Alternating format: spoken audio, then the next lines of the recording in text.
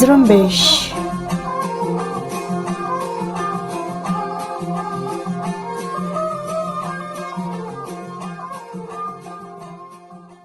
یہ ریڈیو زرمبش اردو کی آواز ہے۔ آج 5 دسمبر اتوار کا دن اور سال 2021 ہے اور میں ہوں آپ کی میزبان سارن بلوچ۔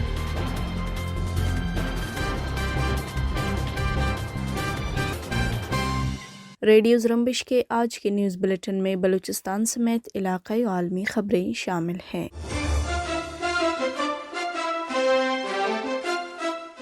ڈیرہ مراد جمالی میں ایک ریاستی استحصالی تعمیراتی کمپنی کی سائٹ پر بم حملہ کیا گیا ہے۔ موصولہ اطلاعات کے مطابق ڈیرہ مراد جمالی بائی پاس روڈ پر تعمیراتی کمپنی کی سائٹ پر دھماکہ ہوا، جس میں کسی جانی اور مالی نقصان کی اطلاع نہیں ملی ہے۔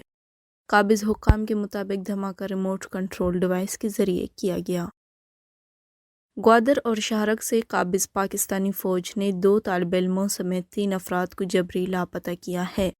اطلاعات کے مطابق گوادر سے دونوں طلباء کو گوادر یونیورسٹی کے ہاسٹل سے لاپتہ کیا گیا ہے، جن کی شناخت رمیز اختر اور جمیل صادق کے نام سے ہوئی ہے۔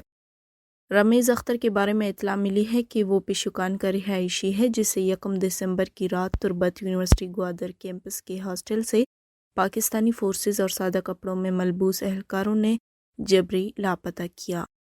رمیز بلوچستان یونیورسٹی کے لاپتہ طلباء کی بازیابی کے لیے کیے گئے احتجاج میں بھی شریک رہے تھے۔ دوسری طرف قابض پاکستانی فوج نے ہرنائی کے علاقے شہرک سے ایک شخص کو جبری لاپتہ کر دیا ہے، جس کی شناخت بلوچ ولد غلام نبی کے نام سے ہوئی ہے۔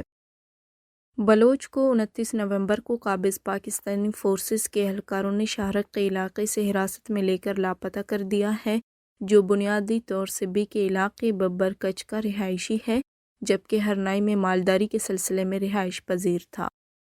بلوچستان کے مختلف علاقوں میں قابض پاکستانی فورسز اور ان کی سرپرستی میں قائم ڈیتھ اسکواڈ کے کارندوں پر حملے ہوئے ہیں، جن کی ذمہ داری بلوچ آزادی پسند تنظیموں نے قبول کی ہے۔ زرمبش نیوز ڈیسک کے مطابق بلوچستان لبریشن فرنٹ کے ترجمان میجر گوہرام بلوچ نے کہا ہے کہ 30 نومبر کو مند کے علاقے ابدوئی میں قائم قابض پاکستانی فوج کی چوکی پر سرمچاروں نے اسنائپر رائفل سے نشانہ بنا کر ایک اہلکار کو ہلاک کیا اور چوکی کو خودکار بھاری ہتھیاروں سے نشانہ بنایا، جس سے فورسز کو جانی نقصان کا سامنا کرنا پڑا۔ گوہرام بلوچ کے مطابق یہاں قابض فوج سرحد پر باڑ لگانے کا کام کر رہی ہے۔ بلوچ ریپبلکن آرمی کے ترجمان بیبر بلوچ نے کہا ہے جمعرات کی صبح بلوچ سرمچاروں نے پنجگور کے نواحی علاقے کلکور ابراہیم بازار میں سی پیک روٹ کی حفاظت کے لیے قائم قابض پاکستانی فورسز کی چوکی پر اسنائپر رائفل اور خودکار ہتھیاروں سے حملہ کر کے قابض فورسز کی 2 اہلکار ہلاک اور متعدد زخمی کر دیا۔ یونائٹڈ بلوچ آرمی کے ترجمان مرید بلوچ نے کہا ہے کہ جمعرات کو پنجگور شہر میں ریاستی ڈیتھ اسکواڈ اور ایم آئی کے کارندے یاسر شاہ پتانی ولد فیض محمد پر بلوچ سرمچاروں نے حملہ کیا، جس کی ذمہ داری یونائٹڈ بلوچ آرمی قبول کرتی ہے۔ یو بی اے ترجمان کے مطابق یاسر شاہ پتانی ایم آئی کے اہم کارندہ محبوب شاہ پتانی کے دست راست اور بلوچ سیاسی کارکنوں کے اغوا اور شہادتوں سمیت پاکستانی فوج اور ایم آئی کے آشرباد سے اپنے علاقے اور ارد گرد میں چوری، بھتہ خوری اور معاشرتی برائیوں میں براہ راست ملوث تھے۔ دوسری طرف یونائٹڈ بلوچ آرمی کے ترجمان مزار بلوچ نے کہا ہے کہ بلوچ سرمچاروں نے سنی اور ڈھاڈر کے درمیانی علاقے ہمپادک میں قابض ریاستی فورس فرنٹیئر کور کے مرکزی کیمپ پہ BM-12 اور دیگر بھاری ہتھیاروں سے حملہ کیا۔ حملے میں قابض ریاست کو جانی اور مالی نقصان کا سامنا کرنا پڑا۔ گزشتہ کئی ہفتوں سے پنجگور کا علاقہ گچک مکمل طور پر قابض پاکستانی فوج کے محاصرے میں ہے، جہاں مقامی مسافر گاڑیوں کو سواریاں اٹھانے اور علاقے میں آنے سے منع کیا گیا ہے، جبکہ علاقے سے باہر نکلنے اور دوبارہ داخل ہونے کے لیے فوجی کیمپ میں باقاعدہ رجسٹریشن کروانا پڑتا ہے۔ مقامی افراد نے ریڈیو زرمبش کو ایک پرچی کی تصویر ارسال کی ہے، جس میں راشن لانے کا مقدار لکھا ہوا ہے۔ چینی 1 تھیلا، چائے پتی 1 کلو اور گھی 1 کلو ڈبہ راشن کی وہ مقدار ہے جو پرچی رکھنے والے شخص اپنے گھر کے لیے خرید کر لا سکتے ہیں۔ اس کے علاوہ انہیں کسی دوسری چیز کی خریداری کی اجازت نہیں۔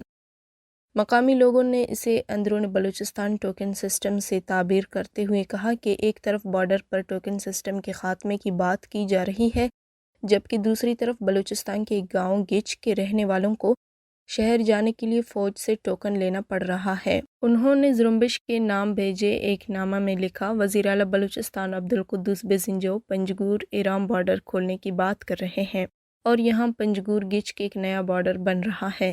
گزشتہ کئی دنوں سے آرمی والے لوگوں کو مختلف طریقوں سے تنگ کر رہے تھے، آج تو حد کر دی گئی۔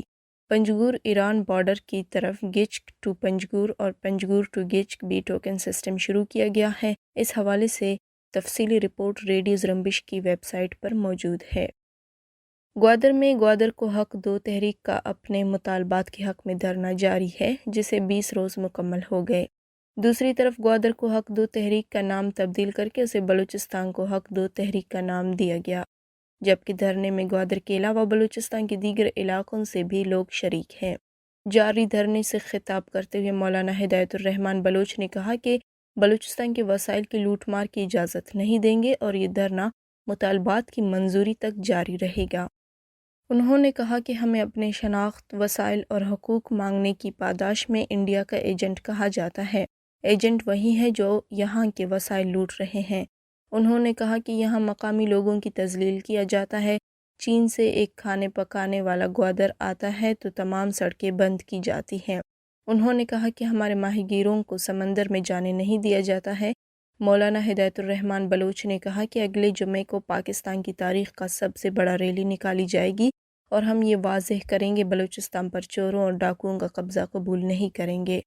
دوسری طرف گڈانی میں مولانا ہدایت الرحمان کی حمایت میں ماہی گیروں نے ریلی نکالی، جہاں گڈانی موڑ پر لگے مولانا ہدایت الرحمان کی حمایت میں دھرنا کیمپ میں گڈانی کے ماہی گیروں اور مختلف طبقہ فکر سے تعلق رکھنے والے افراد نے ہاتھوں میں پلے کارڈ لیے ریلی کی شکل میں دھرنا کیمپ پہنچے، جہاں دھرنا کی شرکاء نے کہا کہ ہمارے مطالبات جائز ہیں، ہم ریاست اور ریاستی اداروں کے خلاف نہیں، ہمیں اپنے جائز حقوق درکار ہیں، ہماری تذلیل نہ ہو، اپنے ملک میں ہماری روزگار پر کجا نیٹ، وائر نیٹ اور دیگر غیر قانونی طریقے سے ڈھاکہ نہ ڈالا جائے، صاف پانی، روزگار، بارڈر پر لیگل روزگار کرنے دیا جائے۔ انسانی حقوق کے کارکن ادریس خٹک کو جاسوسی اور سرکاری معلومات افشا کرنے کے الزام میں ایک پاکستان کے فوجی عدالت نے 14 برس قید کی سزا سنائی ہے۔ ادریس خٹک کے وکیل انور آفریدی نے امریکی نشریاتی ادارے وائس آف امریکہ سے گفتگو میں تصدیق کی ہے کہ ادریس خٹک کو فوجی تحویل سے 2-3 روز قبل جہلم جیل میں منتقل کیا گیا ہے۔ انور آفریدی نے سرکاری معلومات افشا کرنے کے الزام کو مسترد کرتے ہوئے کہا کہ ادریس خٹک نے پاکستان کے کسی بھی قانون بشمول آفیشیل سیکریٹ ایکٹ کی خلاف ورزی نہیں کی۔ انور آفریدی کا کہنا تھا کہ کورٹ آف اپیل سے ادریس خٹک کی داد رسی نہ ہوئی تو وہ ہائی کورٹ میں ریٹ دائر کریں گے۔ مغربی سفارتکاروں کا کہنا ہے کہ ایران نے ویانا مذاکرات میں ابتدائی معاہدے کے متن میں بڑی تبدیلیوں کا مطالبہ کر دیا ہے، جو ایک مایوس کن امر ہے۔ سفارتکاروں کا کہنا ہے کہ ایران نے ویانا بات چیت میں ایک خلیج پیدا کر دی ہے اور ہمیں نہیں معلوم کہ اس کا کیا علاج ہوگا۔ اس حوالے سے مغربی مذاکرات کاروں نے اپنے ایرانی ہم منصوبوں کو آگاہ کر دیا ہے کہ ان کی پیشکش غیر سنجیدہ اور ناقابل قبول ہے۔ دوسری طرف اقوام متحدہ کے ایٹمی نگران ادارے نے خبردار کیا ہے کہ ایران نے ایک پہاڑ میں واقع فوردو پلانٹ میں زیادہ مؤثر اور جدید سینٹریفیوجز کے ساتھ یورینیم کی افزودگی شروع کر دی ہے، جس سے امریکہ اور ایران کے مابین سال 2015 کے منسوخ شدہ جوہری معاہدے کو بچانے کے لیے کوششیں متاثر ہو سکتی ہیں۔ عالمی ادارہ صحت نے اس بات پر زور دیا ہے کہ ہر ملک کو اس سال کے آخر تک اپنی 40% آبادی کو کورونا وائرس سے بچاؤ کی ویکسین دینی چاہیے۔ العربیہ چینل کو انٹرویو دیتے ہوئے عالمی ادارہ صحت کے ڈائریکٹر جنرل کے مشیر ڈاکٹر پیٹر سنگر نے کہا کہ کورونا کی نئی تبدیل شدہ شکل اومیکرون کی شدت کو جاننے کے لیے ہفتوں کی ضرورت ہے۔ اس بات کو مد نظر رکھتے ہوئے کورونا وائرس نئی ویک اپ کال ہو سکتی ہے۔ انہوں نے اس بات پر زور دیا کہ ویکسینیشن کورونا کی تمام شکلوں کو ختم کرنے کا حل ہے، لاک ڈاؤن اومیکرون کا مقابلہ کرنے کا حل نہیں ہے۔